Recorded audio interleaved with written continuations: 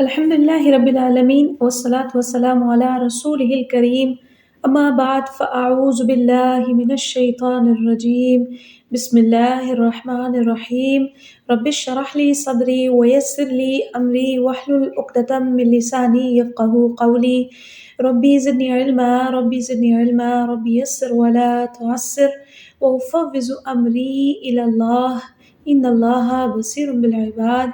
اللہ کے نام سے شروع کرتی ہوں، بڑا مہربان اور پلٹ پلٹ کر رحم فرمانے والا ہے۔ خلاصہ تفسیر قرآن پارہ نمبر 16۔ اس پارے میں 3 صورتیں ہیں: سورہ کہف کا بقیہ حصہ، سورہ مریم اور سورہ طٰہٰ مکمل۔ یہ تینوں صورتیں مکی ہیں اور مکی زندگی کے درمیانی دور میں نازل ہوئی ہیں۔ سب سے پہلے سورہ کہف کا بقیہ حصے میں موسیٰ علیہ السلام اور خضر علیہ السلام کا واقعہ پیش کروں گی۔ صحیح بخاری میں آتا ہے کہ ایک دن موسیٰ علیہ السلام نے بڑا شاندار خطاب فرمایا۔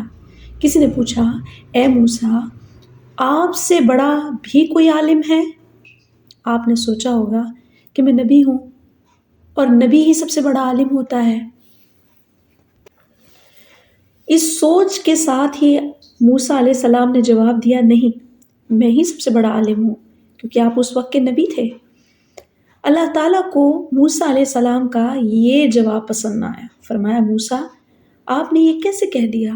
میری کائنات میں تو آپ سے بھی بڑے بڑے عالم ہیں۔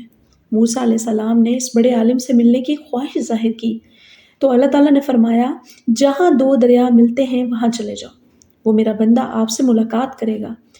موسیٰ علیہ السلام وہاں پہنچ گئے۔ خضر علیہ السلام سے ملاقات ہوئی۔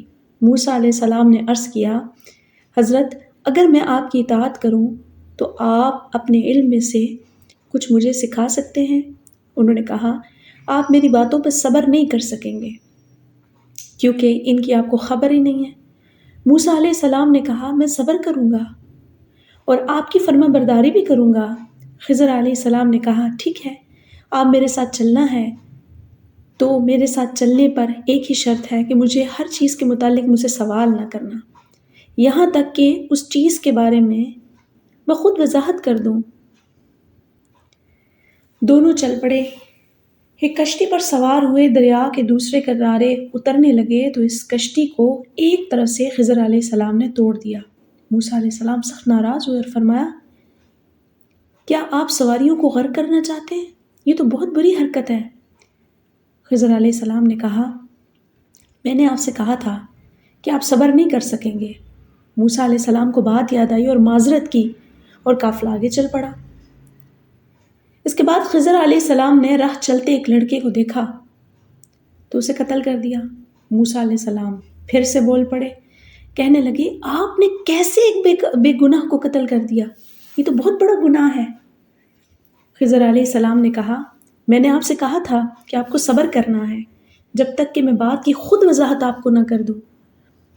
تو موسیٰ علیہ السلام نے کہا، یہ آخری بار ہے، اگر آئندہ میں نے آپ سے موقع سے پہلے سوال کر لیا تو بے شک آپ مجھے اپنے ساتھ نہ رکھیے گا۔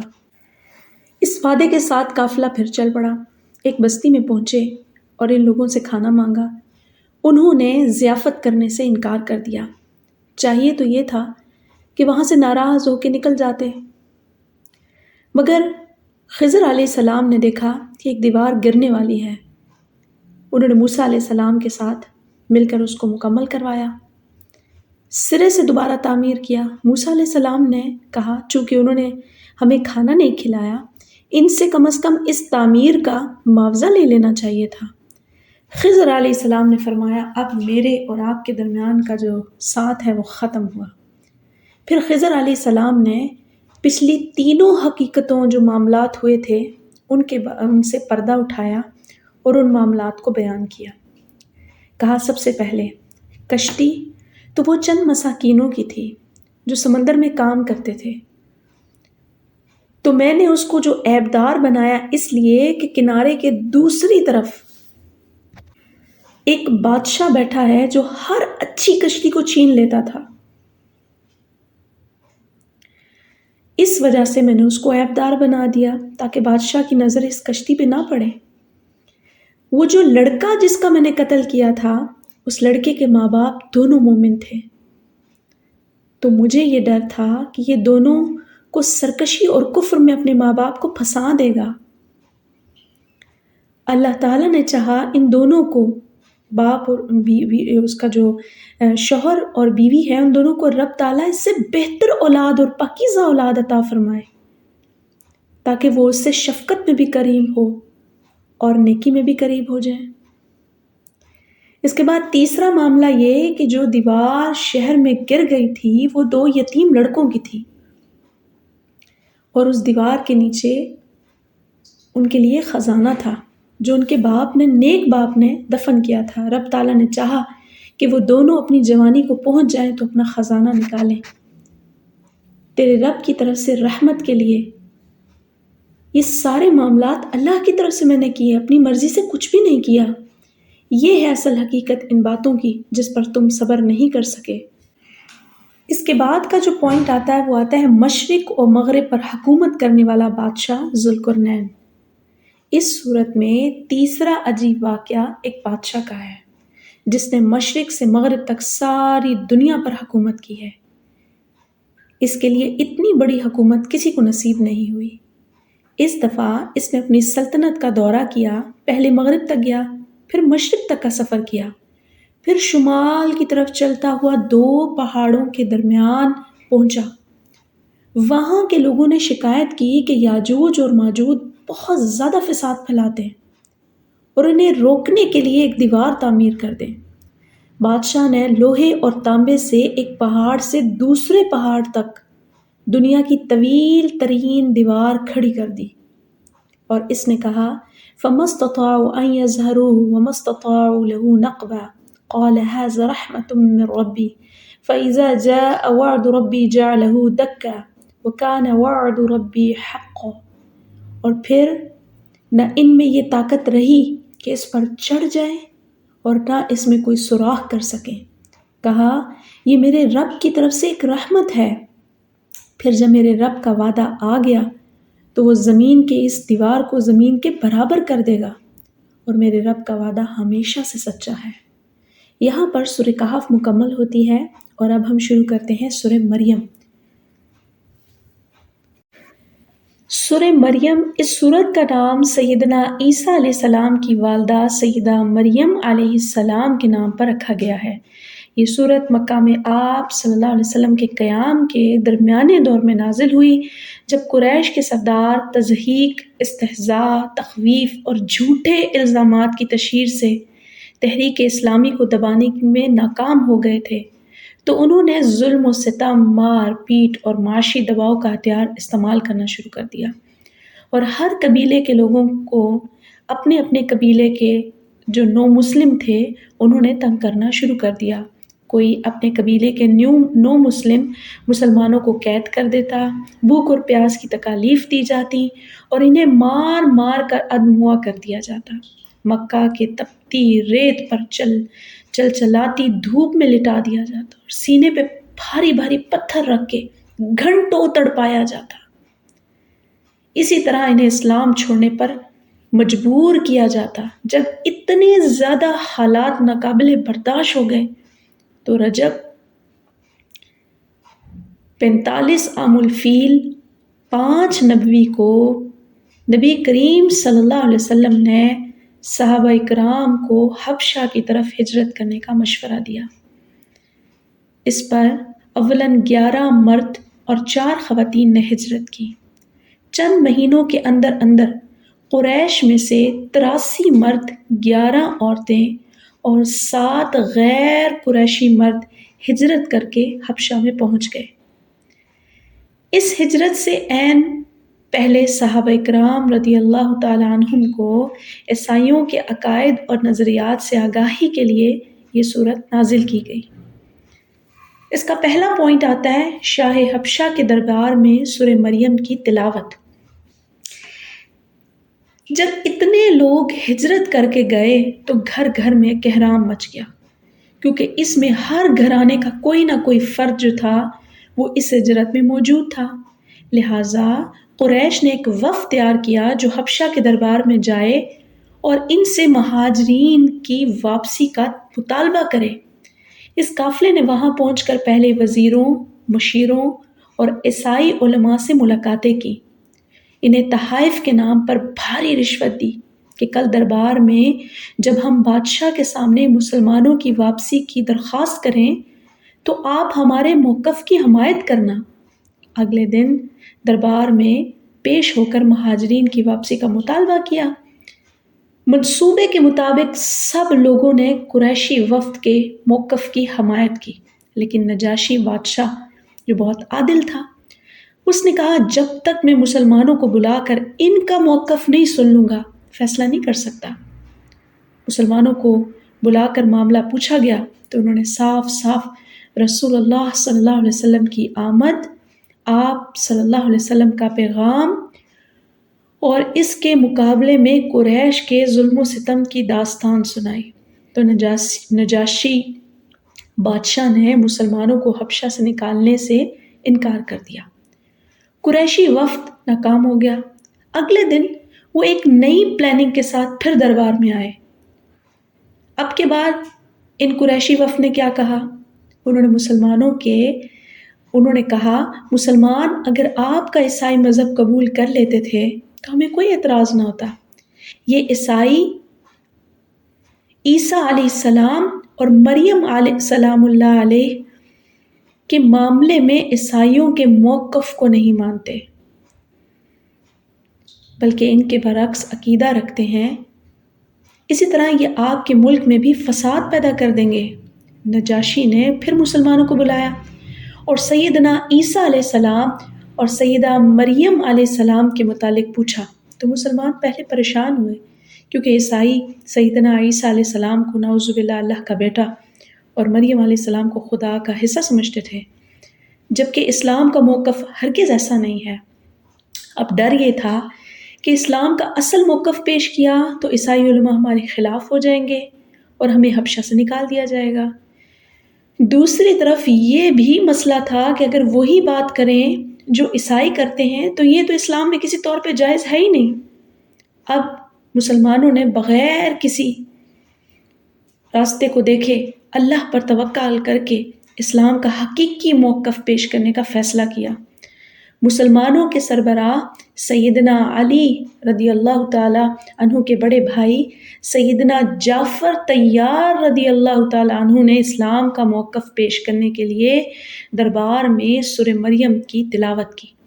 عیسائی علماء نے بہت شور مچایا کہ بات غلط ہے، مگر نجاشی نے زمین سے ایک تنکا اٹھایا اور کہا اللہ کی قسم سیدنا عیسیٰ علیہ السلام اور مریم علیہ السلام اس بیان سے اس تنکے کے برابر بھی زیادہ نہیں ہے، یہ بالکل حق ہے، اور قریشی وفد کو دربار سے نکل جانے کا حکم جاری کر دیا اور مسلمانوں سے کہا کہ آپ حبشہ میں سکون سے رہ سکتے ہیں۔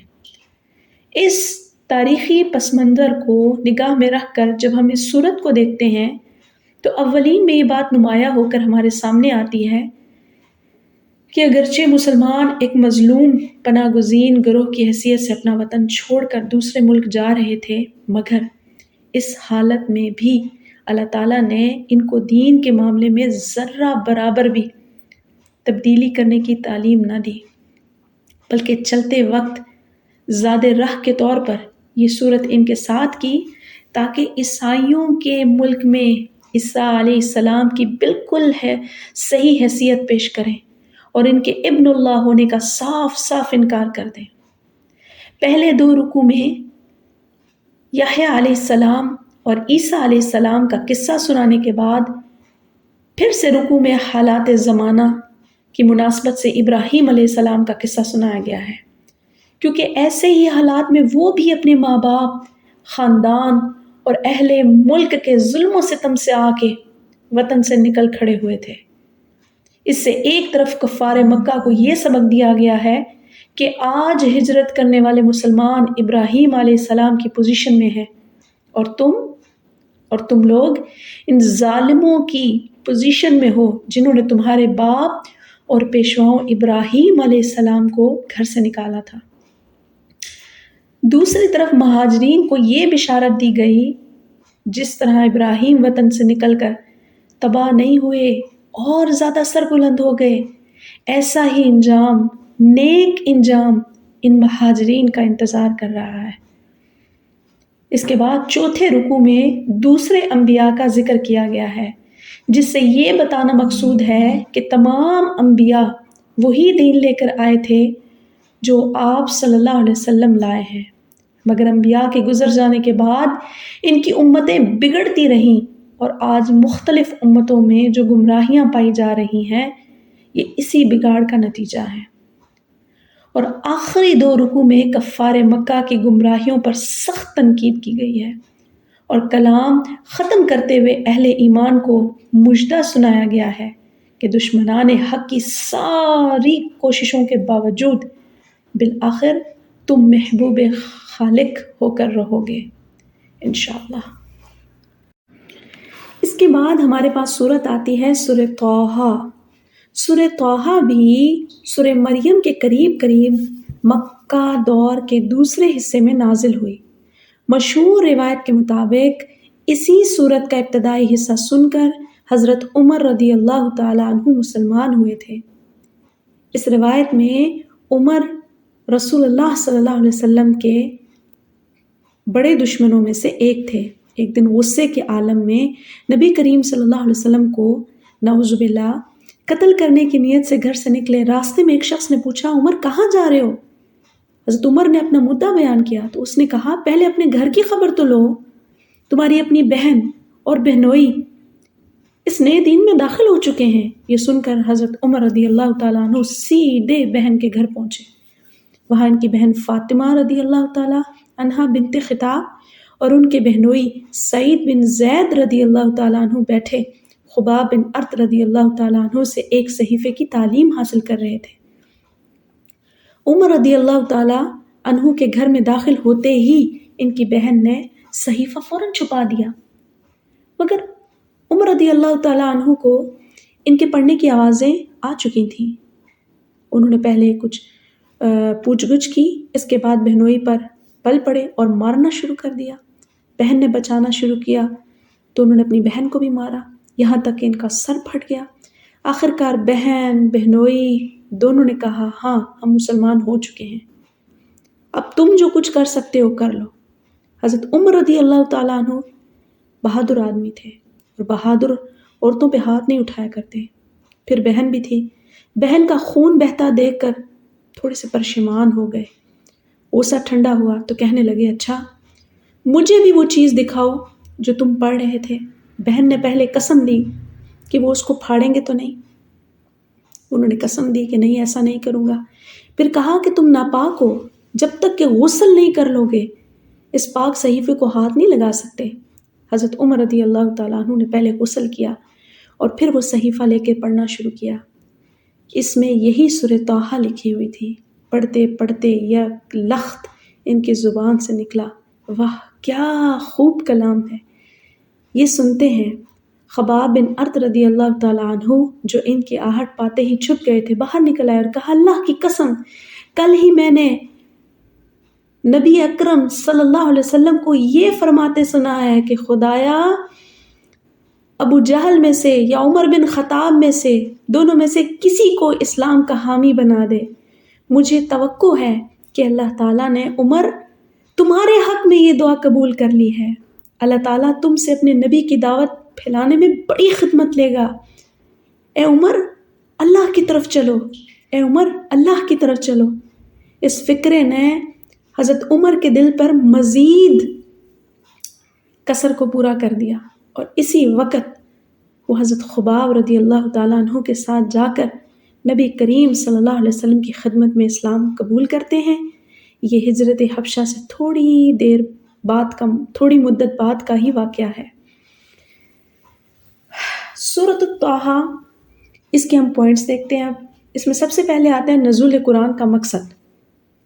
سورت کے آغاز میں قرآن مجید کا تعارف کرایا گیا ہے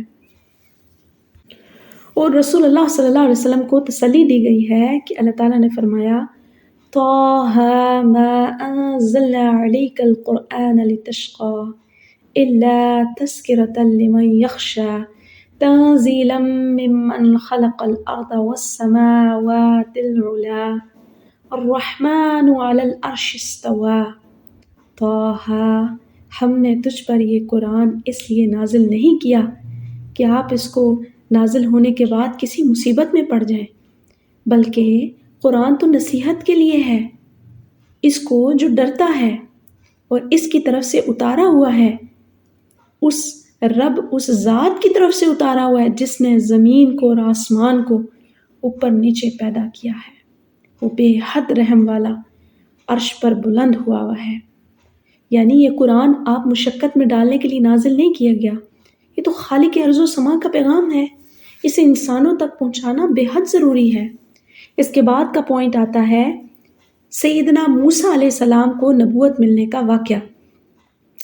عرب میں کثیر تعداد یہودیوں کی موجودگی اور اہل عرب پر یہودیوں کے علمی اور ذہنی تفویق کی وجہ سے روم اور حبشہ کے عیسائی سلطنتوں کے اثر سے بھی عرب بالعموم حضرت موسیٰ علیہ السلام سے واقف تھے، ان کو خدا کا نبی تسلیم کرتے اور انہیں قابل احترام سمجھتے تھے۔ اس لیے اللہ تعالیٰ نے موسیٰ علیہ السلام کو نبوت ملنے کا واقعہ ذکر کیا، اور یہ واقعہ نبی کریم صلی اللہ علیہ وسلم کو نبوت ملنے کے واقعے سے ملتا جلتا ہے۔ کیسے؟ موسیٰ علیہ السلام مصر میں بنی اسرائیل گھرانے میں پیدا ہوئے، فرعون کے گھر میں پرورش پائی۔ ایک لڑائی میں فرعون کی قوم کا ایک فرد کو مکہ لگا جس سے وہ مر گیا۔ فرعون کو پتہ چلا تو اس نے قتل کرنے کا فیصلہ کر لیا۔ آپ کو علم ہوا موسیٰ علیہ السلام کو، تو موسیٰ علیہ السلام وہاں سے مدین کی طرف چلے گئے، ایک نیک شخص کے گھر میں ملازم ہو گئے اور اس کی بکریاں چراتے رہے، وہیں شادی ہوئی۔ ایک عرصے بعد واپس مصر جانے کا پروگرام بنایا۔ جس نیک شخص کے گھر میں آپ ملازم ہوئے تھے وہ حضرت شعیب علیہ السلام کہلائے جاتے ہیں۔ پھر آتا ہے کہ بیوی بچوں کو ساتھ لیا اور مدین کی طرف سے مصر کی طرف نکل پڑے۔ سردی کا موسم تھا، اندھیری رات تھی۔ موسیٰ علیہ السلام راستے سے ہٹ کر ایک وادی میں روشنی کو دیکھتے ہیں تو اپنے گھر والوں سے کہنے لگے کہ میں وہ روشنی دیکھتا ہوں، معلوم ہوتا ہے کہ وہاں کوئی شخص بھی ہے، میں وہاں جاتا ہوں، اس شخص سے راستہ بھی معلوم کرتا ہوں اور اس سے تھوڑی سی آگ بھی لے آتا ہوں تاکہ ہم کچھ سردی کی شدت کو کم کر سکیں۔ وہاں پہنچے تو وہاں آگ کا نام و نشان نہیں تھا، محض ایک روشنی تھی، اور روشنی کی بھی جگہ اور سمت معلوم نہیں ہو رہی تھی کہ روشنی آ کہاں سے رہی ہے۔ موسیٰ علیہ السلام نے یہ جو منظر دیکھا ہے تو حیران رہ گئے۔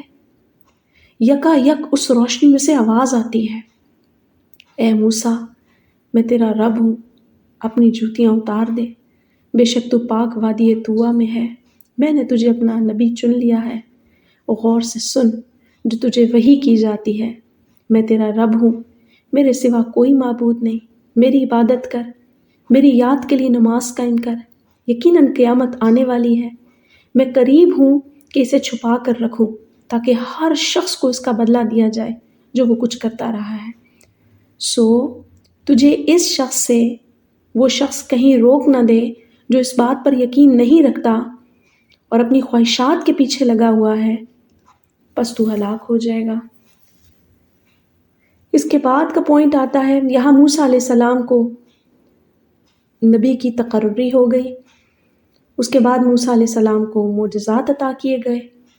ہر نبی کو معجزات دیے جاتے ہیں تاکہ مخاطب قوم کو یقین آ جائے کہ یہ اللہ کا نبی ہے۔ سیدنا موسیٰ علیہ السلام کو بھی 2 معجزات عطا کیے گئے۔ ایک، وہ اپنی لاٹھی پھینکتے تھے، وہ لاٹھی سانپ بن جاتی تھی۔ دوسرا، وہ اپنا ہاتھ اپنی بغل میں دباتے، جب باہر نکالتے تو بالکل سفید ہوتا تھا۔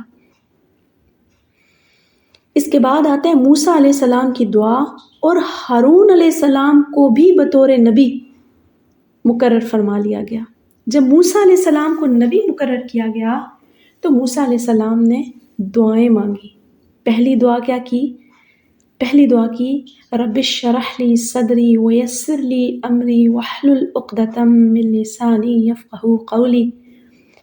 موسیٰ نے دعا کی، اے میرے رب، میرا سینہ کھول دے، میرے لیے کام آسان کر دے، میری زبان کی جو گرہ ہے وہ ختم ہو جائے تاکہ لوگ میری بات کو سمجھیں، میں نبوت کی بات لوگوں کو پہنچاؤں گا، تیرا بڑا اہم کام پہنچاؤں گا، اس کے لیے میرے ساتھ معاملے آسان فرما، میری زبان میں جو کثر ہے بات کرنے میں وہ ختم ہو جائے۔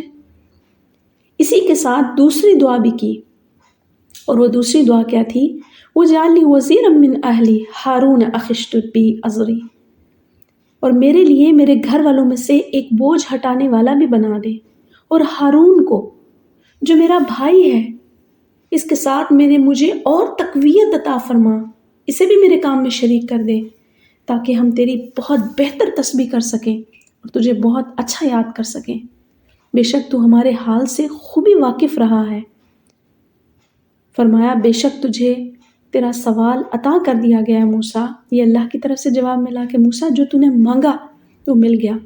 اور یہاں موسیٰ علیہ السلام نے اپنے بھائی پر وہ احسان کیا ہے جو آج تک کبھی کسی بھائی نے نہیں احسان کیا ہوگا۔ جو خود ملا وہی اپنے بھائی کو دلوا دیا، اور وہ تھی نبوت۔ واہ سبحان اللہ۔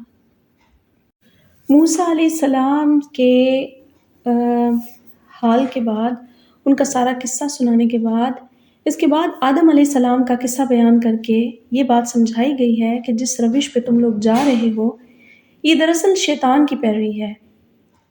احیاناً شیطان کے بہکائے میں آ جاتا ہے، تو ایک خیر وقتی کمزوری ہے جس سے انسان بمشکل بچ سکتا ہے، مگر آدمی کے لیے صحیح طریقہ کار یہ ہے کہ جب بھی اس سے غلطی واضح ہو جائے، اس کو پتہ چل جائے کہ میری غلطی ہوئی ہے، تو وہ حضرت آدم کی طرح صاف صاف اس بات کا اعتراف کر لے، اپنے رب کے حضور توبہ کر لے، اور پھر اللہ کی بندگی کی طرف پلٹ آئے۔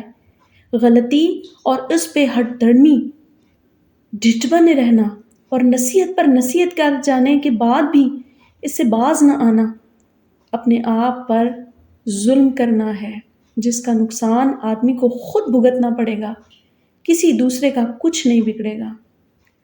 آخر میں نبی کریم صلی اللہ علیہ وسلم اور مسلمانوں کو سمجھایا گیا ہے کہ ان منکرین حق کے معاملے میں جلدی اور بے صبری نہ کریں۔ خدا کا قاعدہ یہ ہے، اللہ کا بھی کچھ قاعدے قانون ہیں، وہ یہ ہے کہ وہ کسی قوم کو اس کے کفر انکار پر فوراً نہیں پکڑتا، بلکہ سنبھلنے کے لیے مہلت دیتا ہے۔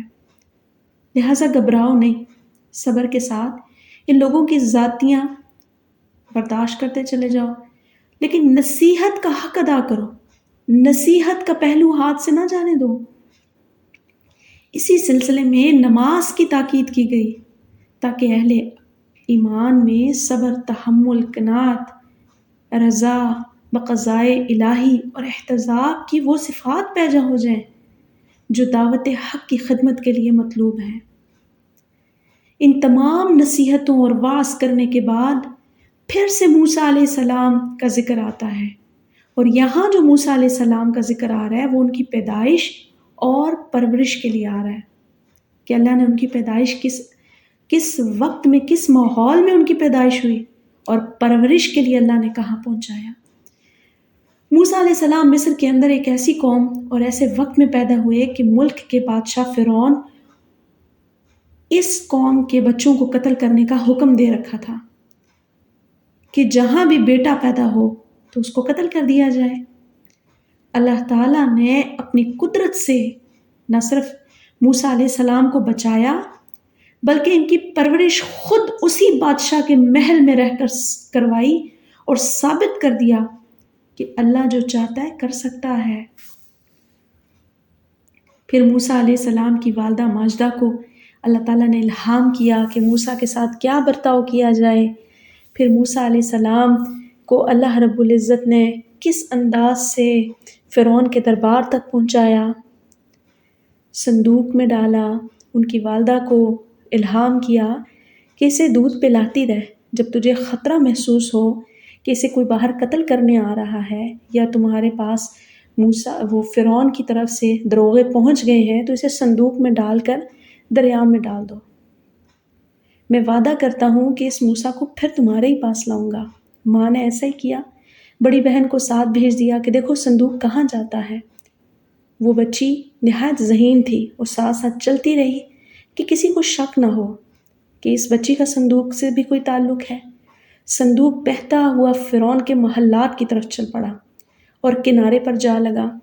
فرعون کی بیوی نے دیکھا تو آرڈر دیا کہ دیکھو اس صندوق میں کیا ہے. دیکھا تو نہایت خوبصورت بچہ. اللہ تعالیٰ فرماتا ہے کہ وَأَلْقَيْتُ عَلَيْكَ مَحَبَّةً مِّنِّي، اور میں نے تجھ پر اپنی طرف سے ایک محبت ڈال دی. اب فرعون نے اور اس کی جو زوجہ تھی انہوں نے اس بچے کو قبول کر لیا کیونکہ وہ دونوں بے اولاد تھے. اب مسئلہ یہ پیش آیا کہ اس بچے کو دودھ کون پلائے. کئی عورتیں بلائی گئیں لیکن اللہ تعالیٰ نے موسیٰ علیہ السلام پر ان عورتوں کے دودھ کو حرام کر دیا. کسی بھی عورت کا دودھ موسیٰ علیہ السلام نے نہ پیا. پاس کھڑی وہی بچی جو صندوق کے ساتھ آئی تھی مریم، اس نے کہا مجھے بھی ایک دودھ پلانے والی دائیا کے متعلق پتہ ہے کہ وہ بڑی اچھی ہے، میرے بھائی ہارون کو بھی اسی نے دودھ پلایا تھا. اب فرعون کی بیوی کہنے لگی اچھا جلدی جاؤ اس کو بلا لاؤ. اللہ تعالیٰ نے اس کے ساتھ ہی موسیٰ علیہ السلام کی والدہ کے لیے فرمایا ہے فَرَجَعْنَاكَ إِلَىٰ أُمِّكَ كَيْ تَقَرَّ عَيْنُهَا وَلَا تَحْزَنْ. اسی طرح ہم نے تجھے تیری ماں کی طرف لوٹا دیا تاکہ اس کی آنکھیں ٹھنڈی ہوں اور وہ غم نہ کرے. اس کے بعد موسیٰ علیہ السلام کو فرعون کے پاس جا کے دعوت دینے کا حکم آیا. اللہ تعالیٰ نے دونوں بھائیوں کو فرعون کے پاس دعوت دینے کا حکم دیا. فرعون سرکش، باغی، اس کے متعلق اللہ نے بھی کہا کہ یہ بہت بڑا سرکش ہے، ڈھیٹ ہے، لیکن جب تم اس کو میری بات سنانے لگو، دین کا پیغام دے رہے ہو، تو اس سے نرم لہجے میں بات کرنا. یہاں پہ ہم دائیوں کے لیے، دین والوں کے لیے اور دین کا پیغام پہنچانے والوں کے لیے بھی بہت بڑا سبق ہے کہ جب ہم اللہ کے دین کی بات کرتے ہیں، اپنے بچوں کو سکھاتے ہیں، دوسروں کو پیغام دیتے ہیں، تو اس انداز میں کریں کہ کسی کے دل میں اللہ کی بات اتر جائے. سخت بیانی اور اللہ کے ہر وقت غصے اور غضب سے ڈراتے رہنا یہ دین کا پہلا پہلو نہیں ہے. اللہ کے نبی نے تو کہا خوشخبری سنانے والے بنو، اللہ سے محبت کا عنصر دلاؤ، اللہ کے فضل گنواؤ، اللہ کے کرم گنواؤ، اللہ کی نعمتوں کو گنواؤ. اور حق بات بھی یہی ہے. جب انسان اپنے ارد گرد اپنے اطراف میں اللہ تعالیٰ کی موجودگی، اللہ تعالیٰ کے رحم اور کرم کو دیکھتا ہے، جب ان کو سوچنے لگتا ہے تو پھر اس کو خود بخود اللہ تعالیٰ کی طرف جھکاؤ آتا ہے. یہ نرم لہجہ اور محبت کے ذریعے دین کو اپنانا انسان کو پار کروا دیتا ہے. لہٰذا موسیٰ علیہ السلام اور ان کے ساتھ ان کے بھائی ہارون علیہ السلام کو بھی اللہ تعالیٰ نے یہی تلقین کی کہ فرعون کے پاس جاؤ، وہ بہت بڑا سرکش ہو گیا ہے، بس اس سے بات کرو، نرم بات کرنا، اور اس امید کے ساتھ کرنا کہ وہ نصیحت حاصل کر لے یا ڈر جائے. اس کے بعد کا ذکر آتا ہے جادوگروں سے مقابلہ.